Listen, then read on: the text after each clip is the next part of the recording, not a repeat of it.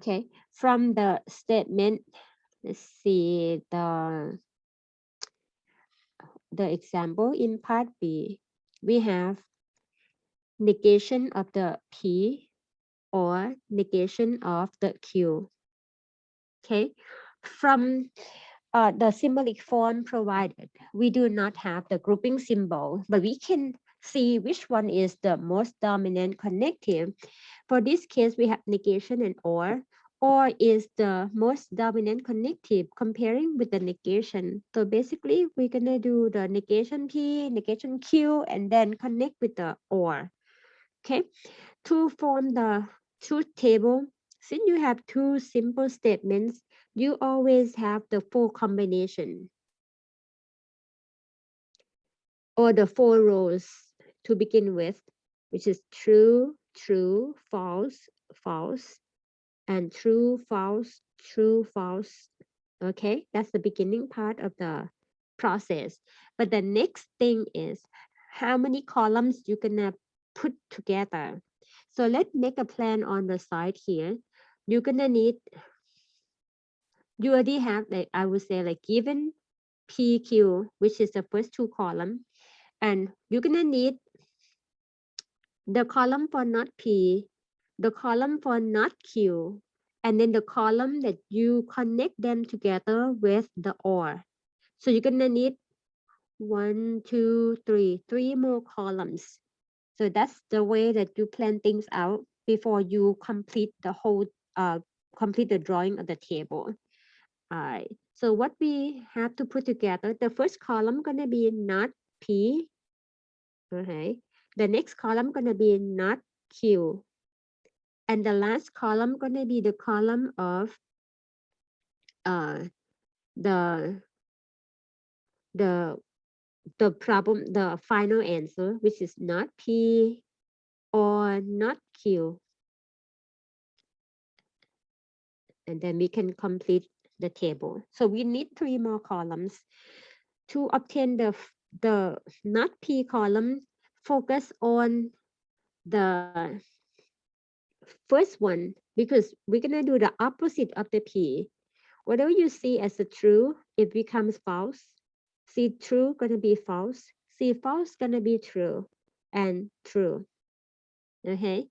And similar to the column for not Q, based on the Q column, you see the true, you're gonna have negation as false. See false, negation is true, false, true.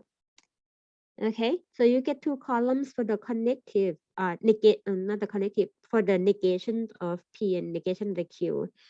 Next, you're gonna use the column that I wrote in yellow together with the OR. So the yellow on the left, on the right here, connect with the OR. I use different color just for our convenience. So gonna be OR here, or. Okay, false or false, false or true, true or false, true or true. Recall for the or, only the case that both false, gonna return false. Otherwise, true. Or we can say only F or F gonna be F. The rest of them gonna be true. Okay, let's see what case it F or F. Oh, that's the first one. So the first one will return the result as a false. And then as when you see at least one of them true, the result gonna be true, true, true. Okay, so we complete the table. And the last column here is the truth value of this compound statement. And when we have the final answer, the result comes out, not all of them are true. So we call this like not a tautology. So this statement is not a tautology. Tautology means all are true.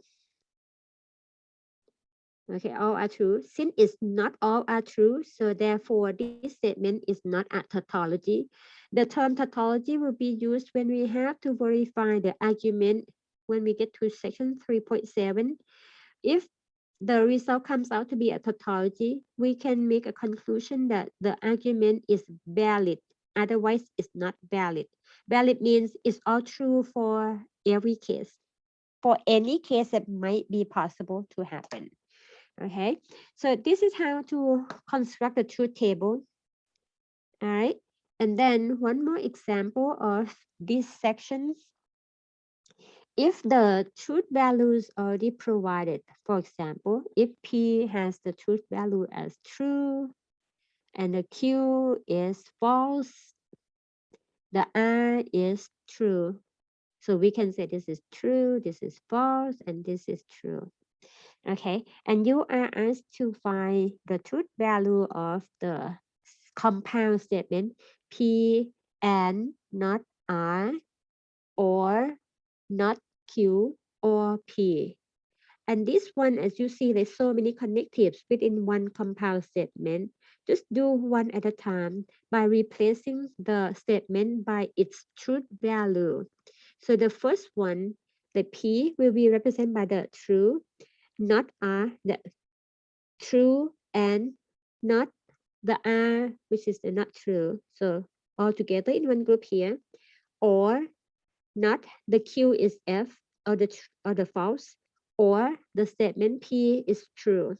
So basically, from whatever you are given, you replace by its truth value and then work on that based on what it has to be done. And the next step that we can do, the not true is false. So we just simplify little by little. On the right side, not false is a true, true or true. The left one we consider using the connective and. For the and, both true to get the result true, or true and true equals true. Otherwise, gonna be false. So both of them are not true. Therefore, the result on the left side is gonna be false. And then why we look at the right hand side, the right hand side is the or. The or means if both false, the result gonna be false. Or f or f equals f, otherwise gonna be true. What we have both of them true. Therefore, the result on the right hand side gonna be true. Now we're gonna do one more round of using the connective, with the connective or as the main one that we do the last. We have on the left false, the right true, and this is the case that not both of them are false. So then the result of this gonna be true. And as you see the way that I work on the problem, I replace the value, like align with the simple statement and do it in the in the good order. Okay, this way we can see the problem in the clear picture and know the step that where we are and how do you go from there. And when you are done, you circle your answer, which is the result from using the last connective, which is the connective or for this problem.